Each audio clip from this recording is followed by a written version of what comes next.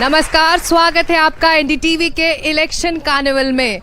ये election carnival अब पहुंच चुका है राजस्थान के पूर्वी गेटवे कहे जाने वाले शहर भरतपुर में। और मेरे साथ इस इलेक्शन कार्निवल में जुड़ने के लिए है भरतपुर की जनता। आप सभी का स्वागत है इस कार्निवल में जुड़ने के लिए, बहुत शुक्रिया। और जहां मैं खड़ी थी, मैं यहाँ मौजूद ऑडियंस से कहूँगी कि ये हमारा फोटो बूथ है। जब आप चाहें यहाँ आकर अपनी तस्वीरें ज़रूर खिंचवाएं। हम एक लंबा सफ़र तय कर भरतपुर पहुँचे हैं। ये इलेक्शन कार्निवल अलग अलग इलाकों में पहुँचने वाला है। फ़िलहाल हम भरतपुर में हैं। भरतपुर जो नेशनल कैपिटल रीजन का हिस्सा है और यहाँ का केलादेव नेशनल पार्क देश भर में सैलानियों को अपनी ओर आकर्षित करता है। और इस वक्त ये कार्निवल उसी नेशनल पार्क के सामने है। इस नेशनल पार्क में सर्दियों में माइग्रेटरी बर्ड्स आकर अपना घर बनाती हैं और ये बड़े आकर्षण का केंद्र रहता है। भरतपुर मेवात इलाके में आता है और इसकी स्थापना जाट सम्राट सूरजमल ने की थी। यहाँ का लोहागढ़ फोर्ट बहुत ज़्यादा प्रसिद्ध है और एक आकर्षण का एक और केंद्र भी है इस इलाके के लिए। राजनीति के लिहाज से ये सीट रिजर्व्ड है, लेकिन यहाँ पर बीजेपी और कांग्रेस में कांटे की टक्कर होती रहती है। सीधा मुकाबला होता है इस रिजर्व सीट पर बीजेपी और कांग्रेस के बीच। तो इस पर भी विस्तार से चर्चा होगी। बात करेंगे यहाँ के स्थानीय नेताओं से, कितना चुनावी माहौल का जो पारा है यहाँ चढ़ा हुआ है, ये जानने की कोशिश करेंगे। लेकिन हम लोक नृत्य, लोकगीत, संगीत और साथ में कठपुतली नाच, लेकिन क्या ये राजनीति से अलग होते हैं, ये समझने की जरूरत है। और हमारे साथ श्रवण है। श्रवण कठपुतली नाच के लिए तैयार है। चुनावी मौसम है, क्या कह रही हैं आपकी कठपुतलियां, जरा दिखाइए। राम राम सा, राम राम सा, राम राम सा। मैं आपके सामने आ गया हूँ राम स्वरूप। और आपकी है ना जो भी समस्या है, कोई भी आपकी कोई बात है, आप ना मुझे बताइए। आपकी समस्या के ऊपर मैं ध्यान दूंगा। एक बार मुझे भी ना मौका दीजिए।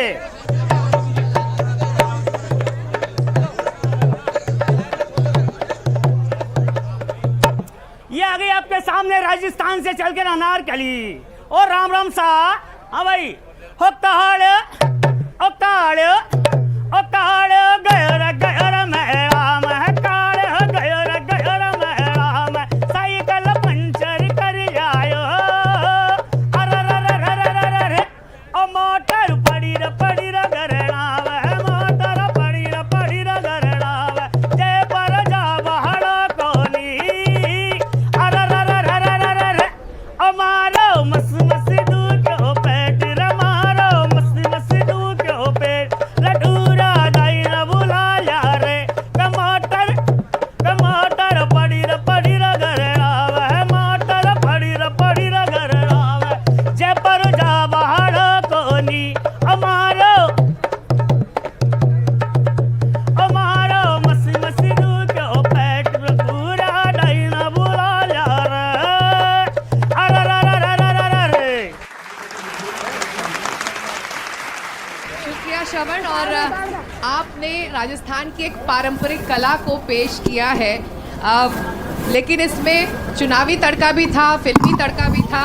तो कैसे तय करते हैं कि क्या दिखाना है अपने दर्शकों को? देखो, मैं तो ये हमारा राजस्थानी शो है। हमारा राजस्थान का मतलब बहुत फेमस जो हमारा है, जो कठपुतली नृत्य है, ये हमें कोई भी जैसे हमें कोई स्टोरी देता है तो हम लोग उसी हिसाब से इसको ना नचाते करते हैं। जैसा माहौल वैसी कठपुतलियाँ होता है, जैसे मतलब ये हम करते हैं। बहुत शुक्रिया आपके इस परफॉर्मेंस के लिए और यहाँ मौजूद जनता ने एंजॉय भी किया।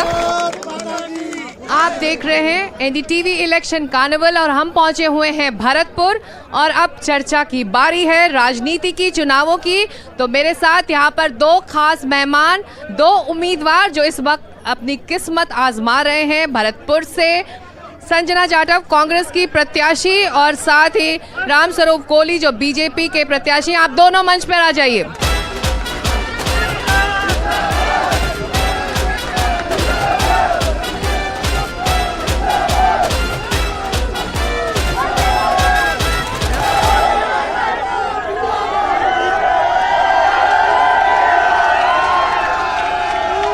तो भरतपुर में इस बार मुकाबला दिलचस्प बताया जा रहा है क्योंकि बीजेपी के सामने एक युवा कांग्रेस नेता है।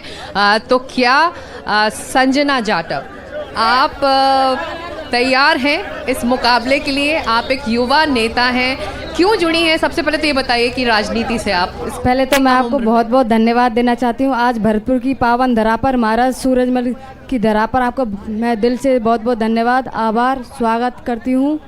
क्यों जुड़ी आप राजनीति से? आम तौर पर महिलाएं कम उम्र में राजनीति को अपना प्रोफेशन नहीं चुनती हैं, लेकिन आप यहाँ के एक स्थानीय युवा नेता हैं, राजनीति से कैसे लगाव हुआ?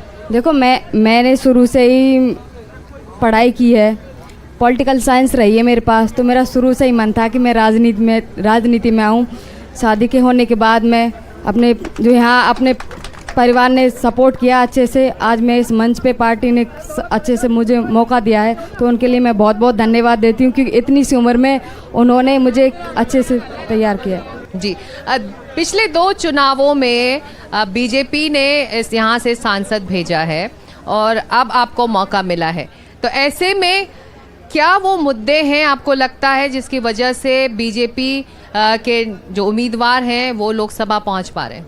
मैं आपको बताऊं, मात्र 2009 में हम चुनाव हारे, लेकिन 7 बार लगातार भारतीय जनता पार्टी के उम्मीदवार यहां से जीते हैं। और भारतीय जनता पार्टी के यशस्वी प्रधानमंत्री ने वो काम करे हैं जो पिछली कड़ी में बैठा हुआ व्यक्ति, हमारा गरीब से गरीब के व्यक्ति के लिए जो काम किए हैं, जैसे प्रधानमंत्री योजना द्वारा उनको मकान बनाना, हमारे गरीब बहनों के लिए इज्जत घर बनाना और किसानों के सम्मान के लिए 6,000 रुपये प्रति साल देना। इसी तरह से हमारे जनधन की योजना के तहत और आधुनिक सड़कों का जाल बिछाना और आधुनिकीकरण के लिए रेलवे का जितना काम किया है वो आपको देखने को है। वंदे भारत ट्रेन हमारे भारतवर्ष में चल रही है, बिल्कुल राइट टाइम चलती है। और मैं निवेदन करना चाहता हूँ हमारे, तो आप कह रहे हैं कि राष्ट्रीय स्तर पर काम हुआ है, भरतपुर के लोकल स्तर पर भी काम हुआ है। संजना जी, क्या ये काम हुए हैं? आप अपने वोटर्स को जाके क्या कह रही हैं? आपके मुद्दे क्या है, क्यों लोग आपको वोट दें? देखो, मेरे मुद्दे तो सबसे पहले ये है कि अपने यहाँ पे क्षेत्र में मेन तो शिक्षा नहीं है, चिकित्सा के मामले में पिछड़ा हुआ है अपना भरतपुर डिस्ट्रिक्ट। आपको पता है कि 10 सालों से सरकार रही है, काम आज तक हुए नहीं है, आम जन परेशान है, मजदूर किसान सब लोग परेशान हैं। आप यही मुद्दा उठा लो ना, यहाँ ब्रिज का मामला हुआ था, अभी के 10 सालों से रह रही है वो ब्रिज का सैंक्शन ही नहीं हुआ, कोई काम हुआ ही नहीं, जनता बहुत ज़्यादा परेशान है, आपको पता है।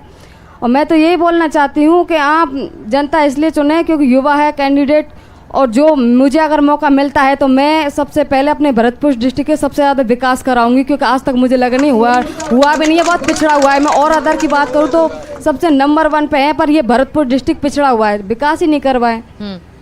ये एक मुद्दा रहा है भरतपुर के लिए कोहली जी की विकास, रोजगार जो स्थानीय यहाँ के लोग चाहते हैं वो उनको यहाँ नहीं मिल पा रहा है, उसकी तलाश में वो ये शहर, ये इलाका छोड़कर दूसरे जगहों पर जा रहे हैं। मैं आपको बताऊं, भारतीय जनता पार्टी की सरकार थी, सबसे पहले यहाँ संभाग बना, यूनिवर्सिटी बनी, मेडिकल कॉलेज बना, इंजीनियरिंग कॉलेज बना। और जब कांग्रेस की सरकार आई है उसने इस क्षेत्र का सत्यानाश कर दिया, सभी विधायकों को मुख्यमंत्री का दर्जा दे दिया। तो आप कह रहे हैं कि काम हुआ है भरतपुर में? काम हुआ है, लेकिन आप कह रही हैं कांग्रेस के लिए नहीं हुआ। नहीं, मैं आपको बताती हूँ, जो एक बता रहे हैं महोदया, वो काम हमारी कांग्रेस पार्टी ने किया है, ना कि इन्होंने अभी सैंक्शन किए, पूछ लो। हमारे भरतपुर के विकास पुरुष पूछ सकते हो, ये चीजें हुआ ही नहीं है, क्या है? हमारे भरतपुर के विकास पुरुष डॉक्टर दिगंबर जी ने और वसुंधरा राजे की सरकार में हमारे संभाग का दर्जा, संभाग की बड़ी चीज होती है, संभाग बड़ी चीज होती है। माननीय मुख्यमंत्री अशोक गहलोत साहब ने किए हैं और अपने पार्टी ने, कांग्रेस पार्टी ने दिए, ना कि किसी और ने। कुछ लोग यहाँ पर हैं, हालांकि यहाँ पे ज्यादातर कार्यकर्ता ही हैं, लेकिन पीछे जो आम जनता है, क्या रोजगार एक मुद्दा है भरतपुर के लिए?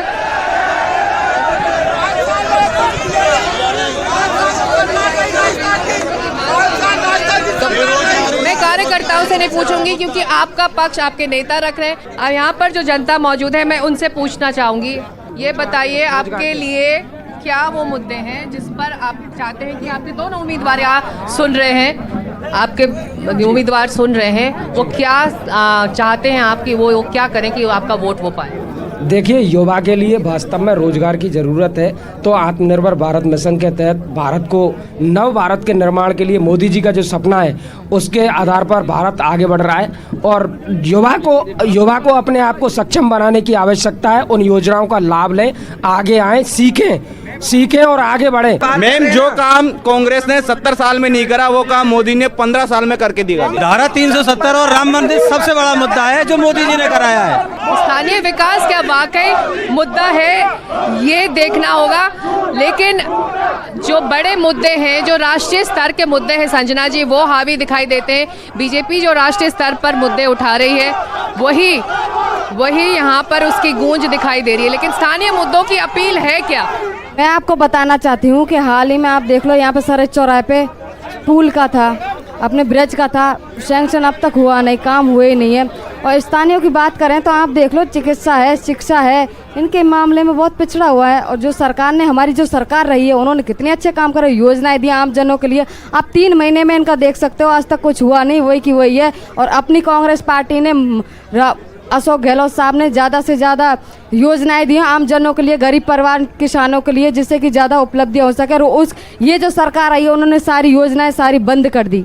राम स्वरूप जी, मेरा सीधा सवाल ये है कि भरतपुर केलादेव नेशनल पार्क के लिए भी जाना जाता है, देश से सैलानी आते हैं, विदेश से यहाँ पर टूरिस्ट आते हैं, लेकिन टूरिज्म के लिहाज से भी ये इलाका डेवलप्ड नहीं दिखाई देता है। मैं आपको बताऊं, यहाँ एक केवला उद्यान है सामने ही, यहाँ विदेशी पर्यटक आते हैं और विदेशी पर्यटक आते हैं, यहाँ ठहरने की, खाने की, पीने की अच्छी व्यवस्था रहती है। तो जिस तरह से हमारे मोदी जी ने 3 तलाक, धारा 370 और राम मंदिर का मुद्दा चुटकियों में उड़ा दिया, और कश्मीर में और कांग्रेस नेता कहते थे कि खून की नदियाँ बह जाएंगी, लेकिन एक तिनका भी खून का टुकड़ा नहीं है और आज 370 समाप्त हो गई। तो मैं निवेदन करना चाहता हूं कि भारत के यशस्वी प्रधानमंत्री जी ने 370 को मिनटों में हटा दिया। और 3 तलाक, जो हमारे मुसलमान भाई हैं, उनसे ये पूछो कि जिनकी बेटियां 3 तलाक लग जाता है, उसके बाद में उनके बच्चे कितने परेशान होते हैं।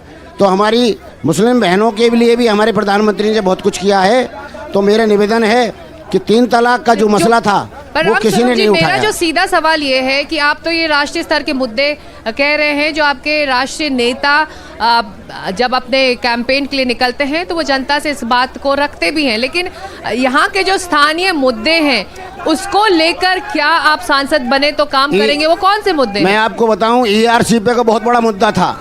अशोक गहलोत को, वहाँ कमलनाथ की सरकार थी मध्य प्रदेश में और यहाँ अशोक गहलोत था, उनका समझौता नहीं हो पाया। हमारी सरकार आते ही यादव जी ने और भजनलाल जी ने उस ERCP के पानी की समस्या थी, आपसे ये पूछना चाहती हूँ, 5 साल से महोदय थे, इन्होंने किया क्या है? ये तो बन चुके हैं, किया क्या है आप बताओ तो सही, बनने का पता कारण तो बताओ, किया क्या है? मैंने चंबल पर देखो, चंबल का पानी था, वो अपने गहलोत साहब ने, पार्टी ने किया है, ना कि इन्होंने। वो देखते हैं लिफ्ट परियोजना, जब मैं सांसद था बयाना बिल्कुल नहीं हुआ, क्योंकि सांसद बने आज तक हुआ ही नहीं। क्या कहना है, किया ही नहीं कोई काम। आप बताओ, बनने के बाद में करना चाहिए, बनने के बाद में आज भी स्थिति वही की वही है।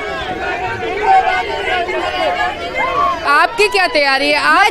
मैं जीत रही हूँ 3 लाख से जीत रही हूँ। जनता के बीच में सब सर्व समाज का प्यार मिल रहा है मुझे। पासिंग में नहीं है, 5 लाख से जीत रहा हूँ मैं, 5 लाख से। तो ये बताइए कि आप अब डबल इंजन की सरकार की बात कर रहे हैं, बीजेपी के काम की बात कर रहे हैं, लेकिन जो बार बार घूम फिर कर बात आ रही है, चाहे आपके विरोधी हो या फिर जो आपके शहर की जनता हो, वो ये कह रही है कि हमारे लिए आप क्या काम करेंगे अगर आप सांसद चुने गए तो? मैं जनता के लिए चुनने के बाद में बयाना से वैर भुसावर होते हुए खेड़लिया बांदी कोई एक रेलवे ट्रेन की, और दूसरा दीघ से कामा होते हुए कोसी, ये हमारे व्यापारियों की बड़ी समस्या है। ये रेलवे ट्रेन अगर यहाँ से चालू होगी तो व्यापारियों को बहुत लाभ मिलने वाला है। दूसरा, एनसीआर का मामला है यहाँ।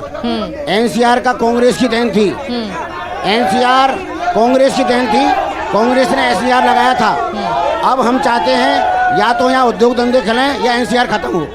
जी, पर ये बताइए कि आप बीजेपी ने 2014 में जो सांसद यहाँ से चुन के गए उनका टिकट 2019 में काटा, फिर 2019 में जो सांसद चुन के गए उनको नहीं टिकट देकर आपको ये मौका दिया है, तो बीजेपी क्यों अपने कैंडिडेट्स रिपीट नहीं करेगी? क्या आपके सांसद काम नहीं कर रहे? हमारी पार्टी छोटे से छोटे कार्यकर्ता को देती है, ऐसा नहीं है, परिवार वाली पार्टी नहीं है हमारी पार्टी सबको मौका देती है। जो काम करता है उसको देखती है और उसको। तो जो मौजूदा सांसद है वो काम नहीं कर रही? नहीं, इसका मतलब नहीं है कि बार बार देना का पसंद नहीं है। हमारी पार्टी सब लोगों को देना पसंद करती है, परिवारवाद वाली पार्टी नहीं है। सबको मौका दे, ये पार्टी की सोच होती है। आपसे एक आखिरी सवाल संजना जी, आप सांसद बनी तो आप क्या करेंगी, क्या बदलाव लाने वाली हैं भरतपुर में? पहले तो मैं आपको बताना चाहती हूँ कि मैं यहाँ की बेटी हूँ और विकास के मामले में मुझे पता है कि बहुत पिछड़ा हुआ है और मेरे सबसे ज़्यादा पहला रहेगा कि मैं सबसे ज़्यादा विकास के मुद्दे हैं, अपने ERCP की योजना है और चिकित्सा है, रोजगार है और हर चीज़ों के लिए आपको आप जानना चाहते हो कि फैक्ट्रियाँ वगैरह बंद कर दी गई हैं, रोजगार परेशान है, तो मैं बनती हूँ तो सबसे ज़्यादा भरतपुर डिस्ट्रिक्ट में पहले सबसे ज़्यादा मैं विकास करवाऊँ। शहरी इलाकों में एक महिला का राजनीति से जुड़ना उसके लिए शायद आसान राह होगी, लेकिन देश के अंदरूनी इलाकों में भरतपुर जैसी जगह में आप राजनीति से जुड़ी हैं, आपके लिए चुनौतियाँ रहती हैं एक महिला होते हुए यहाँ पर? देखो, चुनौती तो रहती है, मैं मानती हूँ, क्योंकि ये जो है संघर्ष बहुत लंबा होता है। फिर भी एक महिला को आगे आना पार्टी में सबसे ज़्यादा महत्व रखता है, क्योंकि मेरे क्या है पार्टी में सबसे ज़्यादा छोटे से छोटे वर्ग में मैंने काम किया है। चलिए, तो देखना होगा कि भरतपुर की जनता आप दोनों के लिए क्या फैसला लेती है। वोटिंग का दिन ज़्यादा दूर नहीं है। वक्त निकाला आप दोनों ने हमारे लिए, बहुत शुक्रिया।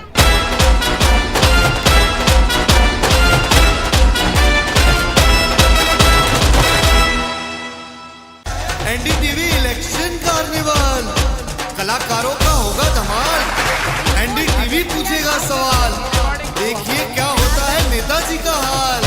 आपके शहर में आ गया है एनडीटीवी इलेक्शन कार्निवल।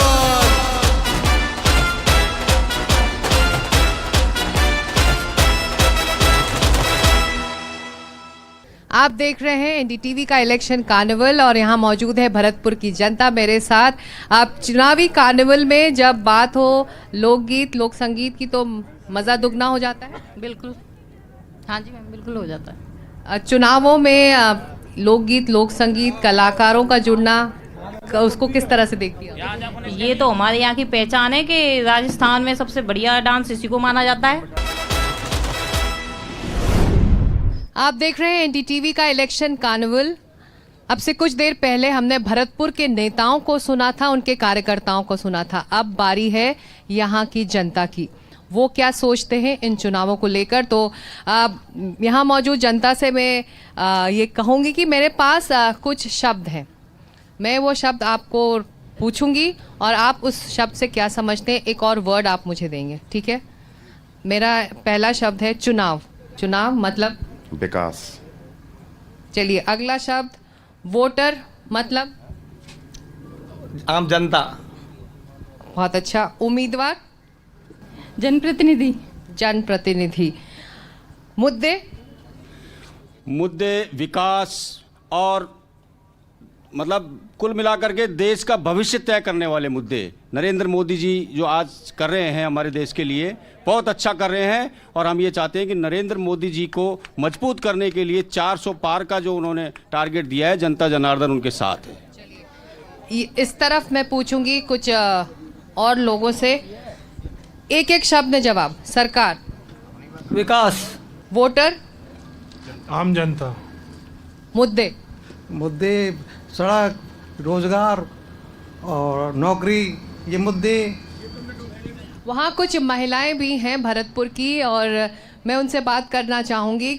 महिलाओं को लेकर महिला वोटर को लेकर सभी पार्टियां बहुत ज़्यादा जागरूक हैं। चुनावों को लेकर आप लोग क्या सोचती हैं कि जो आपके मुद्दे के बारे में सोचेगा वही उम्मीदवार को आप वोट देंगी या फिर आपकी सोच परिवार की सोच होती है? जी, हम तो संजना जाटव को ही वोट देंगे। एंड युवा नेता हैं, एजुकेटेड भी हैं और हम शिक्षा और स्वास्थ्य के लिए अपना उनको उम्मीदवार चुनना चाहेंगे। ये बताइए कि भरतपुर की महिलाओं के लिए क्या वो मुद्दे हैं जिस पर काम करने की ज़रूरत है उम्मीदवारों को? भरतपुर की महिलाओं के लिए कुछ काम हो उससे वो ज़रूरी है और बच्चों की पढ़ाई ज़्यादा ज़रूरी है। तो यहाँ पर कुछ और लोग भी हैं। चुनाव को लेकर उत्साह है आपके परिवार में? आप वोट देती हैं?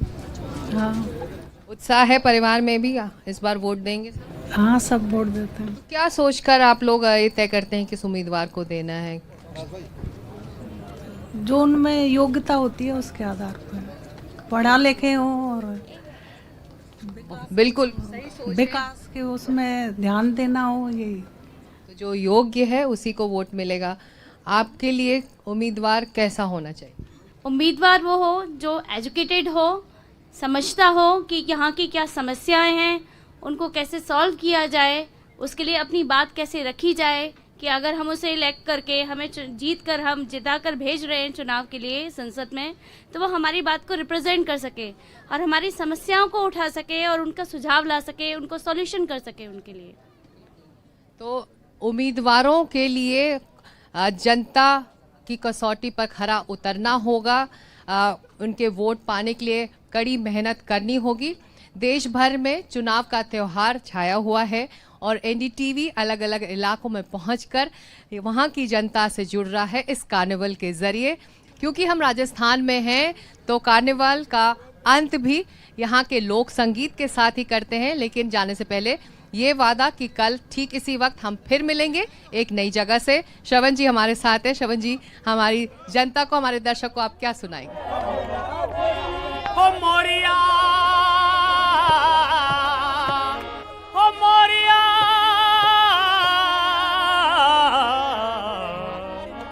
हो मोरिया, थारे बागा की मैं तो मोरिनी, मोरिया थारे बागा की मैं तो मोरिनी, मोरिनी, मोरिनी, ओ मारेगी बीड़ा में बेगी रे कटाई मोरिया, आछो बोलो रे डरती रात मारे बीड़ा में बेगी रे कटाई मोरिया, आछो बोलो रे डरती रात मोरिया, पीऊ पीऊ की बाणी छोड़ी दे, मोरिया पीऊ पीऊ की बाणी छोड़ी दे, छोड़ी दे, छोड़ी दे, ओ मारेगी बीड़ा में, ओ मारेगी बीड़ा में बेगी रे कटा मोरिया, आज वो बोलो रे डरती रात मोरिया, आछो बोलो रे डलती रात मोरिया, आछो बोलो रे डलती रात रात रात ओ थारे किसी में से, ओ थारे किसी में से बेगी रे कटा